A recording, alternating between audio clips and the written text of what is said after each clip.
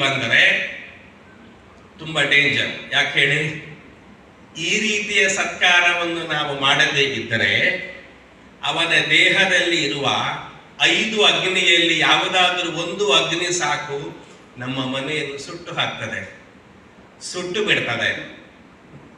ಆ ವ್ಯಕ್ತಿಯ 5 ಅಗ್ನಿಗಳು ನಮ್ಮ ಮನೆಯನ್ನು ಬೆಳಗಿಸಬೇಕು ಅಂತಾಗಿದ್ದರೆ ಈ ಪಂಚಾಗ್ನಿಯನ್ನು ನಾವು ಶಮನ ಮಾಡಿಬಿಟ್ರೆ ಅವನ ಅಗ್ನಿ ಅವನು ಬಂದು ಹೋದ ತಕ್ಷಣ ನಮ್ಮ ಮನೆಯನ್ನು ಬೆಳಗಿಸ್ತದೆ.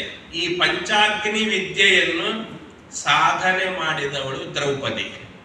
ಅವಳಲ್ಲಿ ಅಕ್ಷಯ ಪಾತ್ರೆ ಅಂತ ಇತ್ತು. ಎಷ್ಟು ಜನ ಬಂದರೂ ಕೂಡ ಅವಳು ಊಟ ಹಾಕ್ತಾ ಇದ್ಲು. ಅವಳಿಗೆ ಬೇಕಾಗಿರುವಂತಹ ಸೌಕರ್ಯ ಇತ್ತು. ಅದಕ್ಕೋಸ್ಕರವಾಗಿ ಅಕ್ಷಯ ಪಾತ್ರೆ ಅಂತ ಅವಳಲ್ಲಿ ಇದ್ದದ್ದು. ಎಷ್ಟು ಜನರಿಗೂ ಕೂಡ ಅತಿಥಿ ಸತ್ಕಾರವನ್ನು ಅವಳು ಮಾಡ್ತಾ ಇತ್ತು. ಹಾಗೆ ಈ ಪಂಚಾಗ್ನಿಯಲ್ಲಿ ಒಂದು ಅಗ್ನಿ ಮನುಷ್ಯನ ಬಲಗೈಯಲ್ಲಿ ಇದೆ. ಬ್ರಾಹ್ಮಣನ ಬಲಗೈಯಲ್ಲಿ ಒಂದು ಅಗ್ನಿ ಇದೆ. ಕೊಡುವವನು ತಾನು ಕೊಡುವ ವಸ್ತುವನ್ನು ಬ್ರಾಹ್ಮಣನ ಬಲ ಕೈಯಲ್ಲಿ ಇರತಕ್ಕಂತಹ ಜ್ವಲಿಸುವಂತಹ ಅಗ್ನಿಯಲ್ಲಿ ನಾನು ಹಾಕ್ತಾ ಇದ್ದೇನೆ ಎನ್ನುವ ಭಾವದಲ್ಲಿ ಕೊಡಬೇಕು. ತಗೊಳ್ಳುವವನು ನನ್ನ ಕೈಯಲ್ಲಿ ಜ್ವಲಿಸುವ ಅಗ್ನಿ ಇದೆ, ಈ ಅಗ್ನಿಯಲ್ಲಿ ಅವನು ಕೊಟ್ಟ ವಸ್ತುವಿನ ಪಾಪಗಳು ಸುಟ್ಟು ಹೋಯಿತು ಅಂತ ತಗೊಳ್ಬೇಕು. ಎಷ್ಟು ಗಾಂಭೀರ್ಯ ನೋಡಿ! ಒಂದು ದಾನವನ್ನು ತಗೊಳ್ಳುವಾಗ ಇರುವ ಗಾಂಭೀರ್ಯ ಎಷ್ಟು ನೋಡಿ.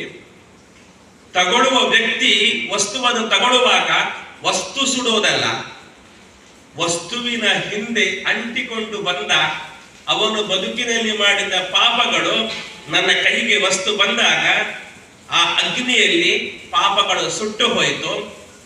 ಸುಟ್ಟು ಹೋದ ನಂತರ ಅಲ್ಲಿ ಇರುವುದು ಕೇವಲ ಪರಿಶುದ್ಧವಾದಂತಹ ವಸ್ತು ಮಾತ್ರ. ಅದನ್ನು ಮನೆಗೆ ತಗೊಂಡು ಬಂದ. ಎಲ್ಲಿ ಹೋಯಿತು ಪಾಪ? ಕೊಟ್ಟವನ ಪಾಪ. ಯಾರು ತಗೊಂಡಿದ್ದಾನೆ ಅವನ ಮನೆಗೂ ಹೋಗಲಿಲ್ಲ, ಕೊಟ್ಟವನ ಮನೆಗೂ ಹಿಂದೆ ಬರಲಿಲ್ಲ. ಮತ್ತೆ ಇವನ ಪಾಪಗಳು ಅವನ ಕೈಯಲ್ಲಿರತಕ್ಕಂತಹ ಅಗ್ನಿಯಲ್ಲಿ, ಜ್ವಲಿಸುವ ಅಗ್ನಿಯಲ್ಲಿ ಸುಟ್ಟು ಭಸ್ಮ ಆಯಿತು.